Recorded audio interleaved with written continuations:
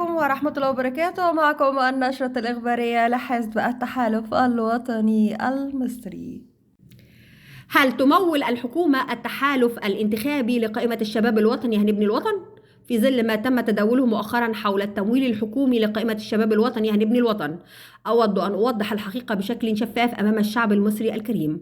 أولا، يجب أن نؤكد أن الأحزاب السياسية في مصر كما في كافة دول العالم تتمتع بالاستقلالية التامة في تدبير مواردها واتخاذ قراراتها. من هذا المنطلق، الحكومة المصرية لا تمول أي تحالفات انتخابية أو قوائم حزبية لكل حزب أو تحالف مسؤول عن توفير التمويل اللازم لأنشطته الانتخابية من خلال أعضائه وداعميه ووفقا للقوانين المنظمة للعمل الحزبي في البلاد.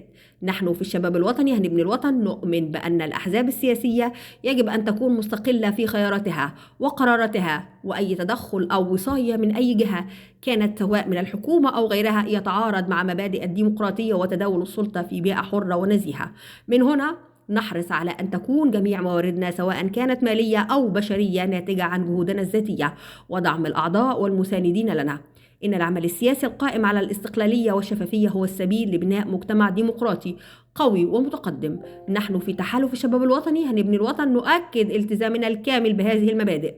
في الختام، أود أن أطمئن جميع المواطنين والمشاركين في العملية السياسية أننا نسعى دوما لخدمة الوطن والمواطن بعيدا عن أي ضغوط أو تأثيرات خارجية. سنظل نعمل بكل جد وإخلاص لتحقيق أهدافنا الوطنية لخدمة هذا الوطن الغالي.